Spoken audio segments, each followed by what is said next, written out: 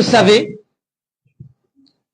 déjà, mes confrères et moi intervenons en notre qualité d'avocat de Madame Sylvia Bongo et de Nouridine Bongo, incarcérés à la maison d'arrêt de Libreville depuis plus d'un an. Et nous avons décidé de reprendre la parole aujourd'hui, cet après-midi. Cette deuxième conférence de presse fait suite à une précédente qui s'est tenue ici même, le 19 septembre 2024, dans le respect des principes essentiels de notre profession, qui sont, je suis obligé de les rappeler, l'indépendance, la conscience, l'honneur, la loyauté, la délicatesse, la modération et le dévouement. Le 19 septembre dernier, nous avons tiré la sonnette d'alarme sur les violations des droits, de leurs droits, et nous constatons, pour le déplorer, que les grandes lignes n'ont pas bougé. C'est la raison pour laquelle nous avons saisi la Commission africaine des droits de l'homme et des peuples. Nous avons saisi cette commission pour nous faire entendre, puisque le Gabon est signataire de la Convention africaine des droits de l'homme et des peuples. Il s'agit, dans le respect des conventions internationales ratifiées par le Gabon, d'interpeller cette instance supranationale sur les conditions inhumaines et dégradantes de Madame Sylvia Bongo et de Nouridine Bongo dans cette procédure. L'examen de la procédure est en cours d'instruction en Gambie, devant la Commission africaine des droits de l'homme et des peuples. Aujourd'hui, nous voulons interpeller plus particulièrement les pouvoirs publics pour exprimer notre profonde préoccupation au sujet du maintien illégal en détention de Madame Sylvia Bongo et de son fils Nouridine Bongo. Quoi qu'on puisse reprocher à Madame Sylvia Bongo, n'oublions jamais l'honneur à donner à une dame. Madame Sylvia Bongo a œuvré depuis 2009 pour aider les Gabonaises et les Gabonais les plus démunis. Nous pouvons citer son engagement social en faveur des veuves, qui a valu la reconnaissance de l'Assemblée générale des Nations unies en 2010 comme Journée internationale des veuves. Ne l'oublions jamais. Son engagement en 2009 contre la pandémie VIH-Sida, qui a valu sa nomination comme commissaire, membre au sein de la commission ONU-SIDA. Son engagement dans la stratégie d'investissement humain et la révision de la politique d'aide sociale au Gabon. Ce sont des faits. Dès 2013, Madame Bongo s'est engagée contre les violences faites aux femmes. Cette question est devenue une cause nationale. Une loi a été votée à l'Assemblée nationale et aujourd'hui, une jurisprudence au niveau des tribunaux est constante concernant la violence faite aux femmes. Madame Sylvia Bongo a également créé la fondation Sylvia Bongo. En 2013, elle a créé la fondation de l'école internationale Ruban Vert qui offre un programme d'éducation bilingue et octroie des bourses de mérite aux élèves issus de milieux défavorisés. Elle a créé en 2013 la maison d'Alice pour accueillir, loger, soutenir gratuitement les patients souffrant de cancer. L'œuvre d'intérêt général de Mme Sylvia au service des Gabonaises et des Gabonais est immense et honorable. Si nous avons des choses à lui reprocher, lequel d'entre nous n'a jamais failli? Souvenez-vous de la Bible.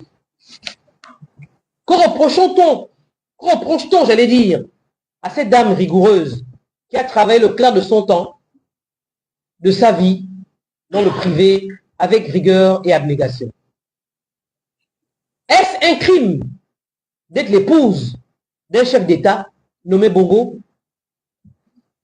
Dans ces conditions, que toutes les personnes qui ont fréquenté les Bongo et qui ont bénéficié de leur largesse soient mises aux arrêts. Que dire alors de Noureddine Bongo? Noureddine Bongo s'est engagé dans la politique de la task force qui aboutira à l'annulation des 2/3 de la dette intérieure du Gabon. Noureddine Bongo a fait annuler 623 milliards de francs CFA sur 10 milliards 30 millions. Sur 1030 milliards, j'allais dire. N'oublions pas son engagement dans le plan triennal du Gabon 2021-2023, plan d'accélération de la transformation avec 20 projets prioritaires de diversification de l'économie gabonaise. Son engagement dans l'expansion de la Gabon spéciale économique G16 à travers des projets pionniers de transformation de l'économie gabonaise. Lorsque nous regardons ce bilan, ces personnes ne doivent pas être jetées en pâture. Nous ne pouvons pas faire, nous ne pouvons pas regarder ces personnes comme si elles n'avaient jamais contribué à l'essor du Gabon. Nous exhortons les pouvoirs publics, aujourd'hui encore, d'accorder le respect des droits humains à Madame Sylvia Bongo et Noureddine Bongo et de leur rendre leur liberté. Nous sommes venus aujourd'hui demander au pouvoir public de rendre à Sylvia et à Noureddine Bongo leur liberté qui a été confisquée depuis le 30 août parce que ce sont les militaires qui sont allés les chercher pour les mettre aux arrêts. Il ne s'agit pas d'une procédure normale.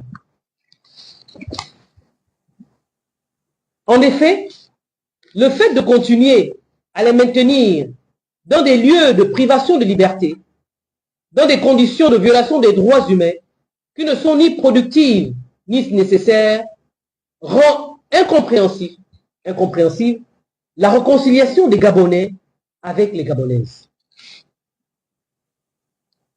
Nous le disons avec force. Il n'y a aucune preuve des faits qui sont retenus, ni aucune justification que la raison humaine commande pour qu'ils continuent à être privés de leur liberté d'aller et de venir.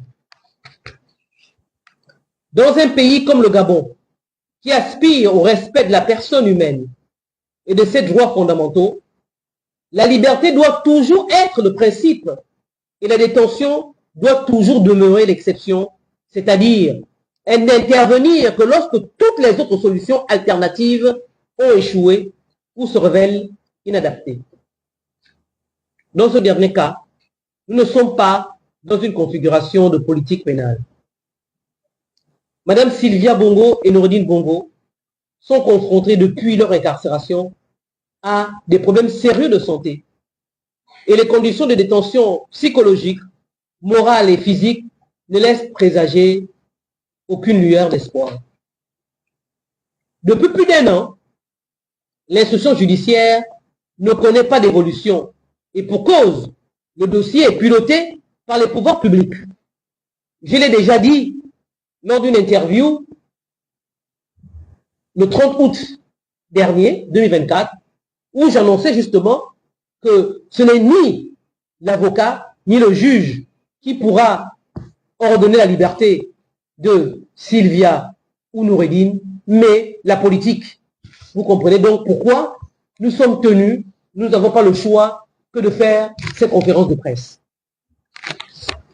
En dépit des voies de recours exercées devant les juridictions nationales contre les violations manifestes des droits élémentaires de la défense, Madame Sylvia Bongo et son fils Noureddine sont maintenus de façon arbitraire en détention préventive.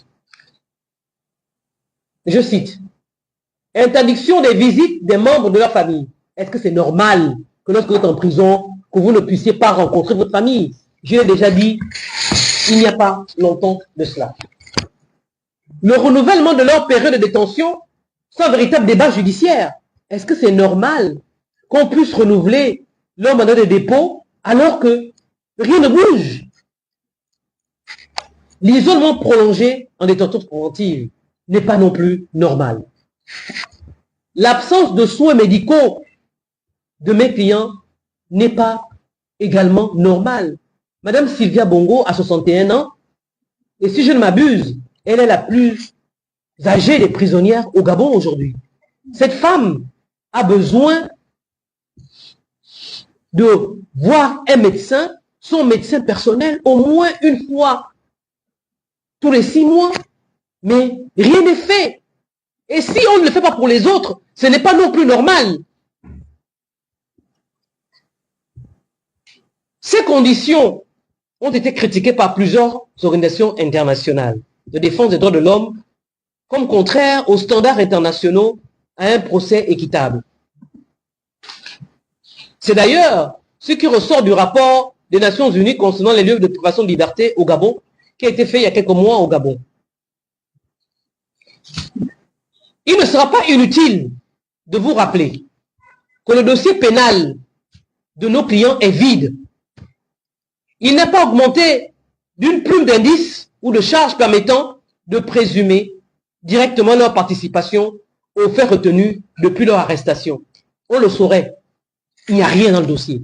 On invente, on met des infractions qui ne tiennent à rien, qui ne s'appuient sur rien, juste pour habiller le dossier pénal. Mais il n'y a absolument rien.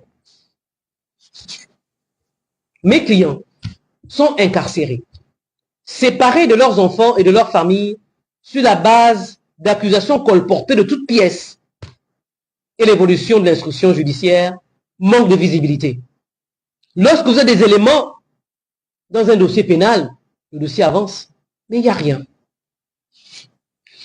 Devant l'impuissance involontaire du juge d'instruction et l'absence de preuves ou de charges suffisamment caractérisées, devant cette prise d'otage, nous demandons au pouvoir public de mettre fin à la privation de liberté de Sylvia Bongo, de Noureddine Bongo. Et en disant cela, je pense à Georges Damas Aleka, le père de notre hymne national, qui dit « Pourchassons à jamais l'injustice et la honte ». Parce que ce procès ou ce dossier est une vraie honte pour le Gabon. Je vous remercie.